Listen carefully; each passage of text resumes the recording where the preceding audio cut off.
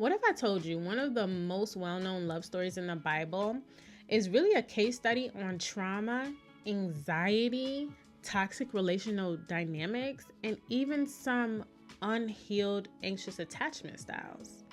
When we look at the love story of Jacob and Rachel, we get so caught up in the work he had to put in, right? There was 14 years there where he's working and he's proving his devotion.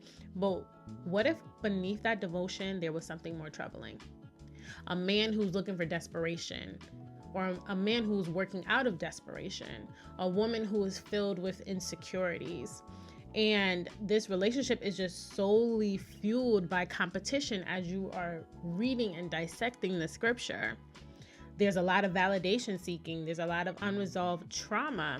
And if you ever found yourself in a relationship where you are constantly in competition with someone else, or where you felt like you had to really earn someone's love, it might be a red flag, especially in the circumstances where you felt like whatever you're doing is just not enough. This video is for you. Today we are peeling back the layers of Jacob and Rachel's story, and we're revealing some unspoken trauma and dynamics that we see within this story in the Bible. So I want you to stay tuned.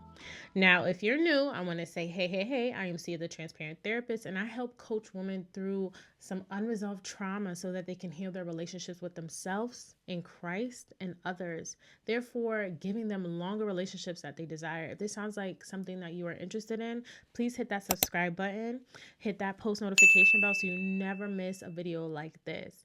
Now, I also have a free resource for you if you use the code YouTube at checkout.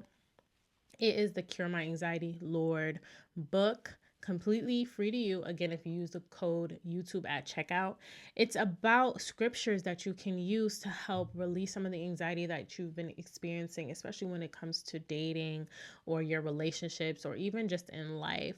There are some practical steps and tools that you can utilize right away, and scriptures that you can meditate on, that you can hide in your heart, so that it makes it easier for you to navigate life. Now, whenever I look at relationships, I use something called the filter technique.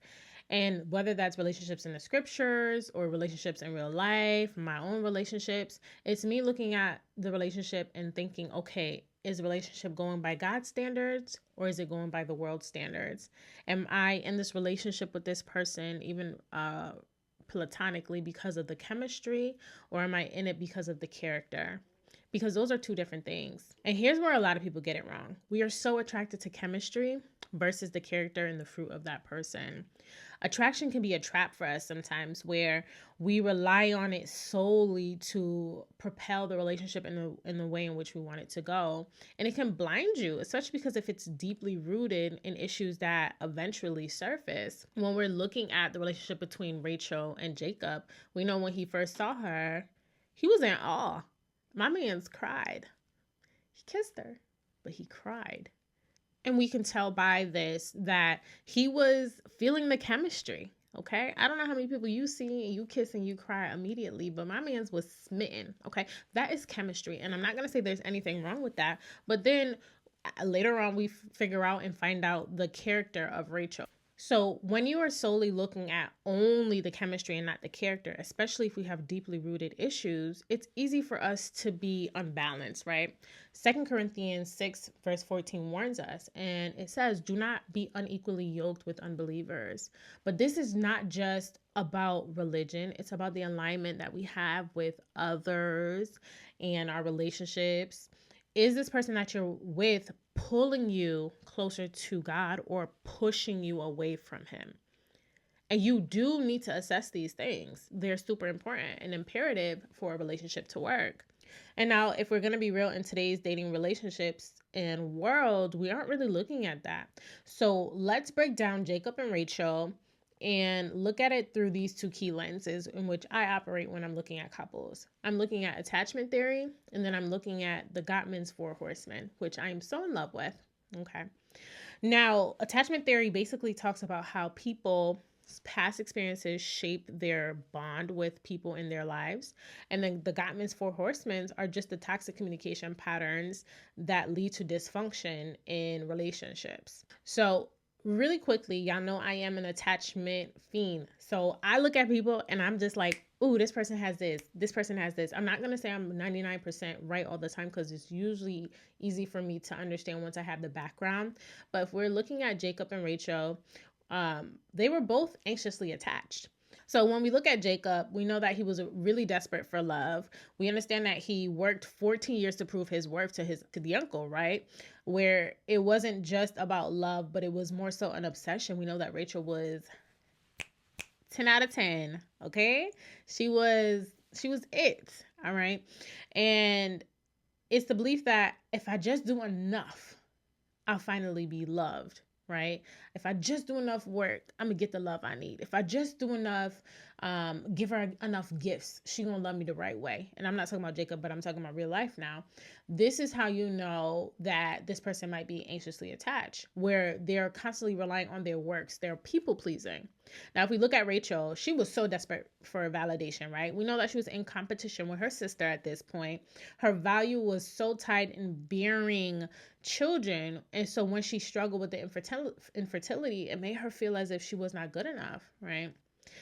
This entire relationship that we're looking at in Genesis was built on a fragile foundation of unmet emotional wounds and needs. If you think about your own relationships, how many of your relationships are built on the same thing?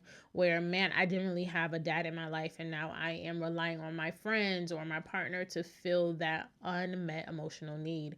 Or maybe I just didn't have enough vulnerable space to be myself, and so now I'm looking and trauma dumping. And there's a difference between trauma dumping and trauma sharing, but I'm trauma dumping on those around me very unfairly. So this is what happens when two anxious people meet. They enter into this relationship where one person constantly chases love and the other constantly fears losing it, right? Very different from avoidant and anxious, where one person is chasing love and the other one is kind of pulling away because of the fear of abandonment, but they're trying to get ahead of the game.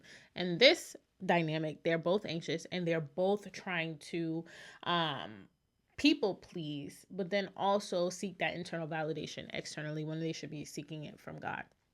So we are looking at the four horsemen. If you guys are not familiar with the four horsemen, there is criticism, there's defensiveness, there's contempt, and then there's stonewalling. In criticism, there's usually a person that's attacking the other person's character instead of the way in which they're acting or the behavior. In defensiveness, people are usually blaming. It's the blame game going on. When there's contempt, there's a lot of belittling, a lot of joking, but joking in a very harsh way, maybe mocking, or even expressing a lot of disgust in the relationship. And stonewalling, you've built up those walls. So therefore, you've just completely shut down instead of trying to emotionally connect or resolve conflict. When we're looking at Jacob and Rachel, they kind of check all these boxes, okay? There was criticism, and when we're looking at Rachel and she's lashing out at Jacob, right? And she's saying, like, give me children or I'll die, as if it's Jacob's fault, right? You can see that in Genesis 30, where instead of expressing her pain, she's blaming him. And then we have defensiveness, which is the second four horsemen, right? Where Jacob is kind of snapping back and he's like, am I God? Is it my fault? Like, he is really in his feelings, right? Instead of kind of comforting her and letting her know that he understands, he's kind of getting dismissive and defensive in his feelings. And I get it, y'all. I get it. Back then, things were a little bit different. And he is kind of, and another perspective is he's just kind of saying, like, am I God? Can I give you children if it's not in God's will, you know? But there was still some room for empathy there, which his defenses kind of took over. Then we look at contempt, right? So Rachel treats her sister Leah with contempt because Leah is popping out babies. Pop, pop, pop. She letting those babies out, right? But she's throwing the pregnancies in Rachel's face, and this fuels that toxic competition in Rachel, where she's like, oh, she could have babies, watch, I'm gonna do one better, right? And so we know she then moves on to her handmaid, but this neither here nor there right now. Then the fourth horseman is stonewalling. While it's not really explicit in the text, I think at some point, sometimes Jacob avoids addressing the whole root of the dysfunction in the household. And again, it's customary back in those days where he was allowing the chaos to ensue between Leah and Rachel. I get it, but it is still stonewalling, right? I'm gonna kind of not. I'm gonna shut down. I'm gonna let y'all duke it out, right? So I see the pattern. Do y'all see the pattern? Because I do this on a day-to-day, but I really want you to stop this video, go back, rewind, get your scripture out, and really look at the text, and then come back and look at all these 4 things I'm pointing out, because it's there. And it does mimic real life right now as well for some of you in relationships. It wasn't really a healthy love story. Like, we get so infatuated with knowing that Jacob was there working for 14 years is a long time. It's a long time to be working. And it's almost a trauma bond in a sense, where both people were trying to fill an emotional void that only God could really fill. If we are now looking at the unhealthy relationship patterns and start filtering it through like the lens of negativity, we first have to understand what negative sentiment override is, okay? Usually it's patterns in a relationship where no matter what you do, I'm going to find fault in it, right? It could be neutral or positive. I'm going to still misinterpret it as negative, right? So you might call me on the phone and I might say something like, oh, I hear that in the background. Couldn't you turn it down? Instead of me appreciating that you called, right? Very neutral event. I then just made negative. Or I might ask you to take out the garbage and you take out the garbage. And now I'm like, man, you took out the garbage so slow. You could have did it faster. Very neutral event, positive even. And now I'm overriding it with some negative sentiment. So I want you to understand that. You basically stop giving your partner the benefit of the doubt when you're doing this. So when we're looking at Rachel and Leah's rivalry, it kind of poisoned the whole entire household, right? So no matter what was going on, instead of Jacob leading his family with the wisdom where he's just like, y'all should chill out. And again, I understand the time they were in. He kind of passively allowed that dysfunction to go on, right? Where just that negative sentiment overrode the household. Y'all get what I'm saying, right? I'm not an English teacher. I'm a therapist. So, all right. So at the core of Jacob and Rachel's story, we understand that it's kind of a transactional love. And when we think about relationships are really transactional anyway. But the Bible doesn't really, these terminologies that I'm talking about don't really come out until centuries later. And now we're realizing like, okay, it was very transactional, right? It was a love based on neediness, not wholeness, as we're looking at the love between the two of them. And again, we know that the emotional need that needed to be met was one that was supposed to be met by God. So many people fail today where they get stuck in saying like, I need you to love me so I can feel worthy. Or I need to feel needed or else I'm going to feel useless. And I know that there are a lot of people who feel that way. Like, if I don't feel like this person needs me for anything, I feel useless. But when the need replaces true connection, growth stops in your relationship. So in this unspoken trauma in the Bible, I want y'all to learn something, right?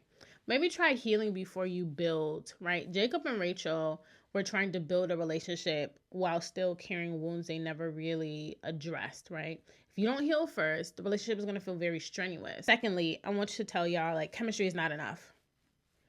Chemistry might draw you in. Chemistry might make you feel infatuated. But the character of the person is what's going to determine if it's going to work out well for you.